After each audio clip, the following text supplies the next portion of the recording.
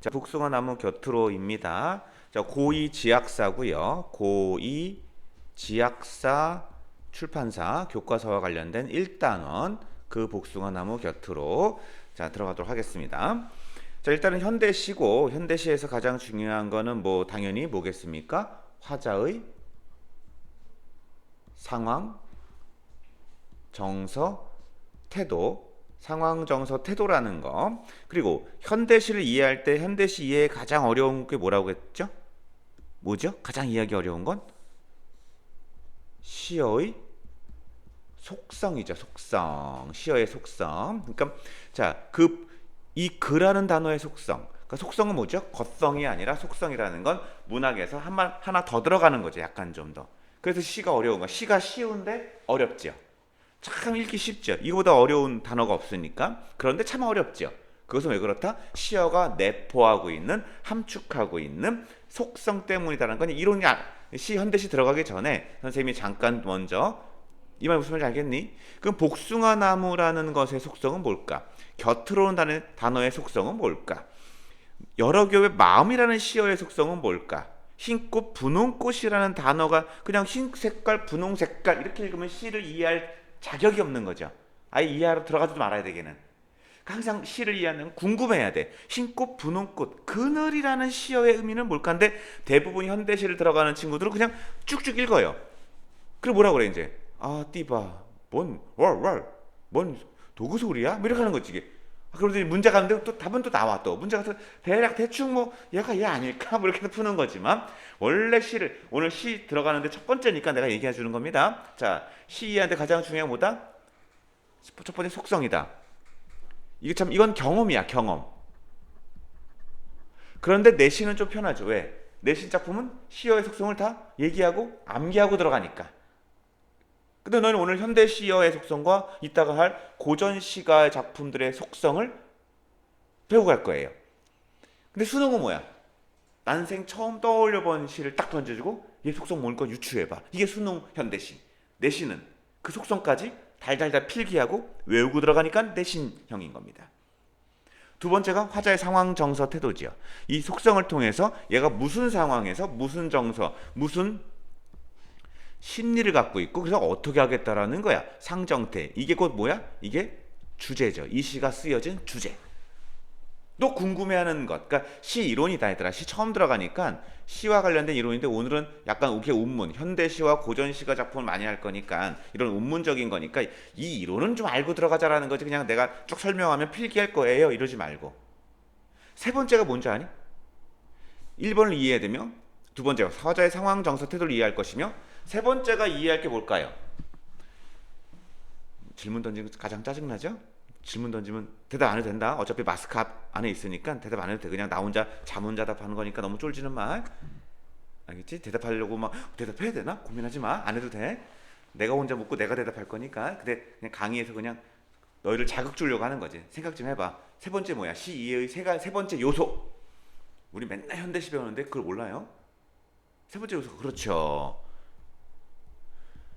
표현이나 형식도 이해하고 싶은 마음이 있어야 되는 거지. 표현 형식 같은 데 관련된 게 뭐가 있을까? 그렇죠. 당연히 운율 이해하고 싶어야겠지. 물론 선생님이 불러줄 거잖아요. 저 적을 건데 하겠지만 네가 먼저 궁금해해야지. 운율 다음에 뭐죠? 이미 이 시 안에는 어떤 이미지가 있을까 궁금해해야지. 또 이 시 안에는 어떤 표현법들이 있을까? 대꾸법, 대조법, 점증법, 은유법, 비유법, 풍유법, 돈어법 무슨 법이 있을까? 네가 먼저 궁금해야지.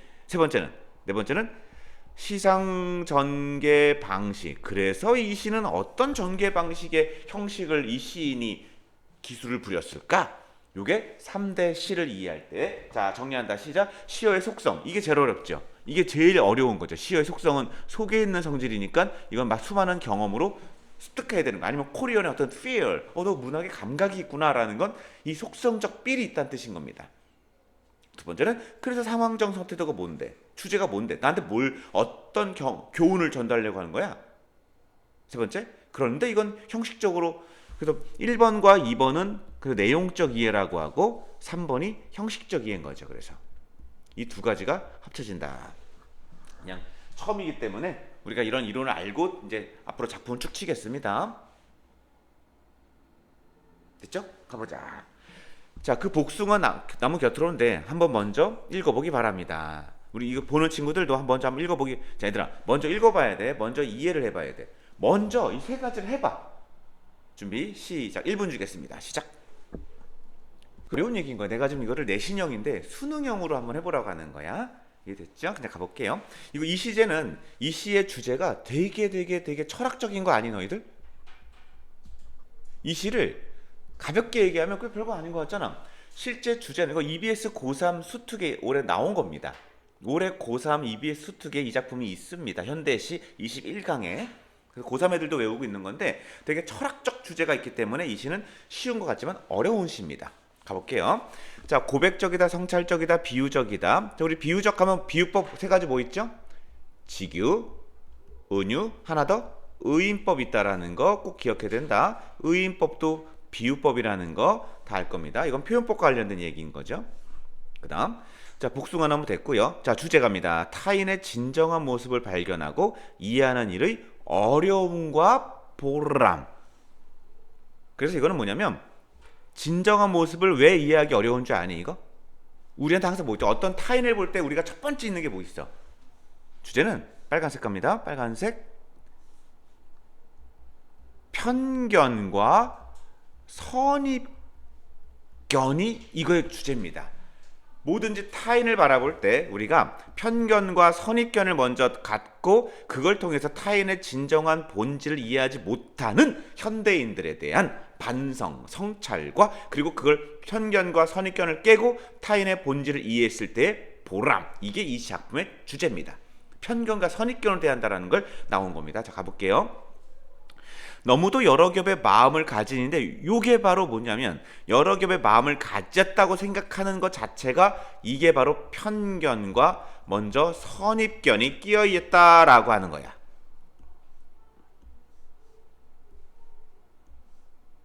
되니? 그러니까 여러 겹의 마음이라는 건 그럼 여러 겹의 마음이 이 시어 갖고 있는 속성이 뭘까? 어떤 나무를 봤더니 여러 겹의 마음이라는 건 괴로워하는 마음 아니면 그 사람의 갈등 그 사람이 왠지 나를 이용할 것 같아. 그 사람은 왠지 그 마음속이 나쁠 것 같아. 라고 생각하는 너무도 여러 겹의 마음을 가진 것 같아. 내가 딱 봤더니 복숭아 나무가. 나쁜 마음을. 그 복숭아 나무 곁으로 온데 이 그가 뭐냐면 이거 그 품사 뭐니 이거? 대명사야 관형사야? 관형사지. 지시 관형사라고 하지만 어쨌든 지시어가 많이 쓰입니다. 너라는 거죠. 그 찍는 겁니다. 이 그도 의미가 있단다 얘들아. 이 그에도. 그 다음 복숭아 나무 곁으로 타인인 거죠. 나는 화자 왠지는 왜인지의 준말이라는 것도 알기 바랍니다. 깨알 문법 깨알 문법이야 이거는. 이거 왠지 아니야?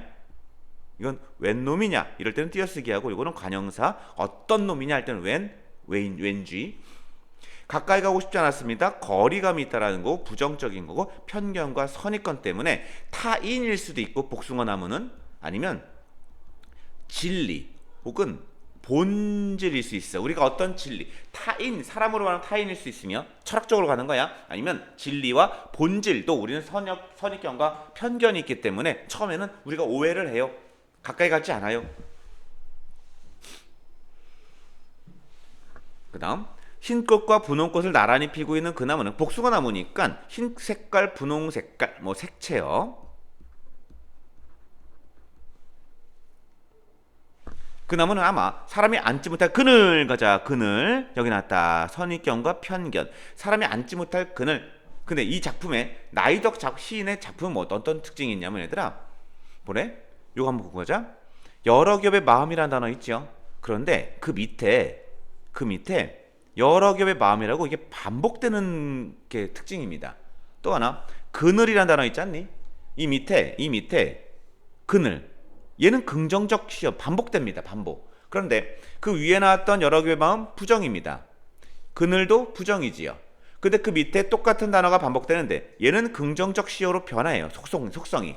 그리고 이 그늘이란 시어의 속성도 긍정으로 변한단다. 이게 또 특징인 거예요. 같은 시어, 같은 식구를 사용했는데 위에서는 부정적인 속성을 내포하고 있다가 밑으로 진행되면서 밑에서부터는 성찰과 깨달음으로 긍정적 시어로 변모하는 이런 시를 나이덕 시인이 잘 씁니다. 그러니 이거의 의미는 뭐냐면 어떤 시어가 있을 때 얘는 항상 긍정적과 부정적 속성을 둘 다 내포하고 있는 진리라는 뜻입니다. 이게. 됐죠? 그 다음 흰 꽃과 분홍 꽃을 나란히 피우고 있던 그 나무는 아마 흰 꽃과 분홍 꽃은 겉에 있는 겉 이미지인 거야. 겉에 있는 겉 이미지. 그러니까 편견을 가질 수밖에 없었던 계기가 되는 거죠. 흰 꽃, 분홍 꽃. 사람이 앉지 못할 거야. 걔는 안 좋을 걸 거야. 그늘 가졌을 거라고. 멀리로. 자, 중요한 거 한다. 철학적이라고 했었지 선생님이. 이거를 얘들아 괜찮니? 이게 자세히 가는 거야. 내가 지금 그냥 퉁칠 수 있어. 이렇게 해가지고 한 3분에 끝낼 수 있는데 내신형이니까 하나하나 찍고 가는 거. 단어 하나하나 찍고 갑니다. 멀리로 별표 칩니다. 빨간색 갈게요. 빨간색 갑니다. 이 멀리로라는 단어도 멀리로 이 단어도 긍정과 부정적 속성 두 가지가 있습니다. 무슨 얘기냐? 처음에 나오는 멀리로 있지 않니? 그럴 때는 긍정이야 부정이야? 부정적인 거죠. 1번은. 왜? 멀리 거리감을 두고 가까이 가지 않는다. 선입견 편견으로 소통의 단절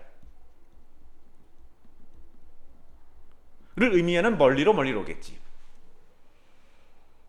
그런데 지금 어려운 거야. 멀리 가게 되면 자 흰꽃과 분홍꽃 사이에 아까 부정적인 이미지 사이에 수천의 빛깔이니까 얘는 흰색 색깔 두 개밖에 안 되지. 수천은 사우즌드지. 영어 썼어 좀 되게 많지. 수천의 빛깔 얘는 긍정인 거죠. 그 사이에 대상의 본질 진정한 모습이 있다라는 걸 나는 그 나무를 보고 자 여기도 멀리 나옵니다. 두 번째 멀리 얘는 첫 번째 멀리 두 번째 멀리서 얘는 긍정적인 멀리서입니다. 참 특이하죠? 멀리서가 아니 멀리 갔는데 멀리가 거리감인데 멀리서 뭐냐면 이 멀리는 멀리로 가다 보면 뭐가 되는 줄 아니? 거리감이 생기는데 이게 객관적 거리감이 생기는 거야. 객관적 거리감이 생기면서 나는 분석을 할 수 있는 차분함이 생긴 거야. 다시 볼 수 있는 힘이 생긴 거야. 와 멀리서 역설적이지. 아 나 너 싫어 멀리서 쭉 가는데 이럴 때는 갑자기 평 나왔다. 멀리서가 내 몸 동작 보여줄 때는 이러는 거야. 우리 온라인 친구도 깜짝 놀랐을 거야. 나 너 싫어 멀리 가는데 멀리 가다 보니까 일정한 객관적 거리가 딱 생기면서 다시 봤더니 흰꽃 분홍꽃에서 있었던 오히려 가까이 있으면 그 안도연의 간격이라는 것도 있지. 왜? 간격. 숲에 있는 나무들도 간격을 둬야 된다라는 거고 인간도 딱 붙어 있어야 돼. 간격 둬야 되는 거고 옛날 뭐 신라 시대인가 만파식적 대나무가 간격이 있어야 소리가 난다라는 만파식적이 나라를 구했던 필이 다 간격이야. 그러니까 딱 붙어 있을 때는 편견이 있고 안 좋다가 멀리 갔으니까 난 싫어 가다가 보니까 멀리서가 오히려 객관적 거리감을 만들게 하고 그때 본질이 보이게 되는 이게 철학적 주제라는 거야. 간격이 필요하다라는 거고 객관적 거리감. 그러니까 멀리서라는 단어가 두 가지 의미를 내포하고 있다. 처음엔 부정적이었지만 오히려 본질을 알게 되는 거리감을 유지해주는 또 긍정적인 걸로 돌른다가 멀리서입니다. 안녕 빠이빠이 여기까지. 알겠지? 오케이. 눈부셔 이게 중요한 겁니다. 눈부셔 뭐냐면 대상에게 받은 인상입니다. 대상에게 받은 인상을 강렬한 인상 한 인상을 얘기한 것이 멀리 눈부셔라고. 그리고 또 하나 뭐냐면 눈부셔 문제 많이 나온다.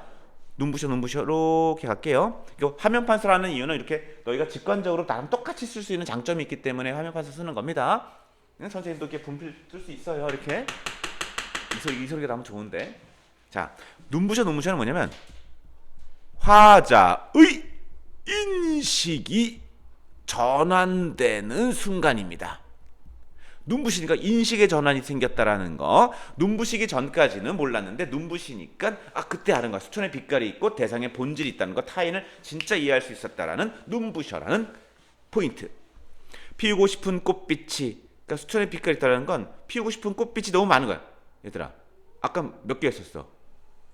흰꽃, 분홍꽃만 있던 게 아닌 거야. 잘못한 거야. 우리 친구가 겨우 이거 되는 게 아니라고 난 모른다는 거야. 알고 봤더니 네 마음속에 수천의 빛깔의 흰꽃, 분홍꽃, 빨간꽃, 파란꽃, 보라꽃 많았던 거야. 그 흰꽃, 분홍꽃과 수천의 빛깔이라는 단어의 의미인 거야. 알겠지? 그 너무 많았던 그 나무는 그래서 외로웠을 것이지만 사람들이 몰라주니까 외로운 줄도 몰랐을 것입니다.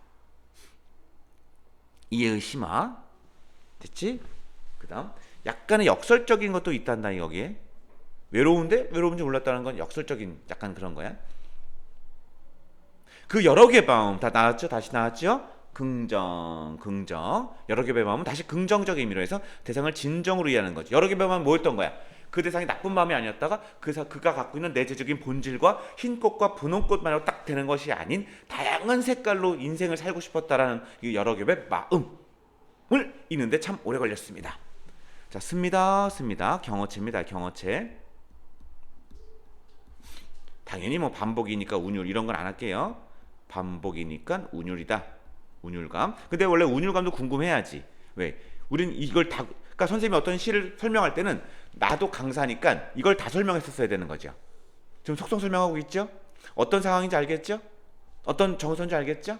어떤 태도인지 알겠죠? 주제니까 지금 타인의 얘기했고, 그 다음 표현 양식, 이걸 지금 내가 얘기해야 선생님도 강의를 잘하는 거죠. 오케이. 자, 흩어진 꽃잎들. 이거 어렵다 이거 얘들아. 어디 뭔데 다쓸 무렵인데 여기에 자 추상적 관념의 구체화가 있습니까 없습니까? 여기에 추상적 관념의 구체화가 있다라고 하면 믿겠냐 안 믿겠니? 적으세요.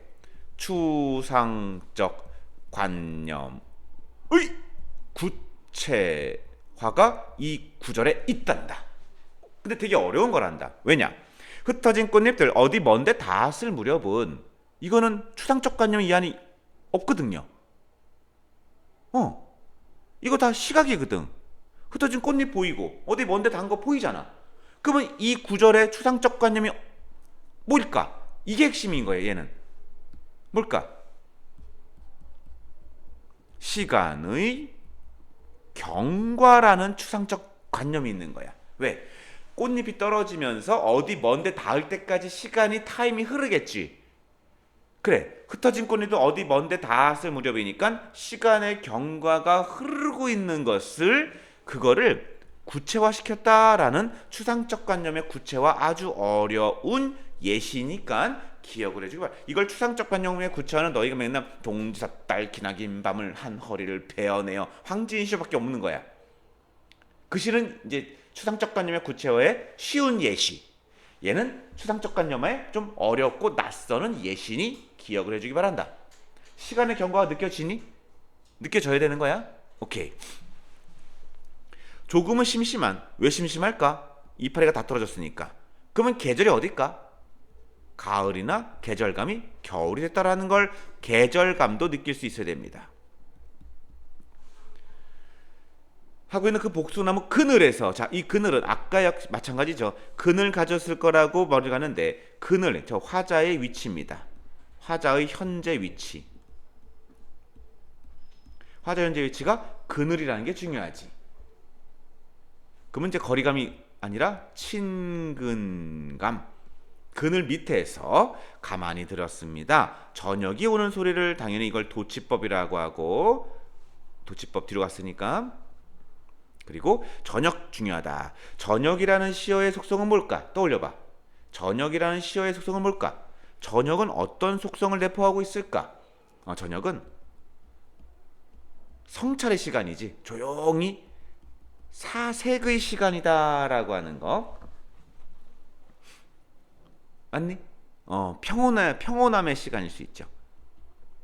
평온함의 시간. 그리고 저녁이 오는 소리래. 공감각적 이미지가 있겠죠. 공감각적 이미지가. 맞니? 그럼 시각의 청각화야, 청각의 시각화야?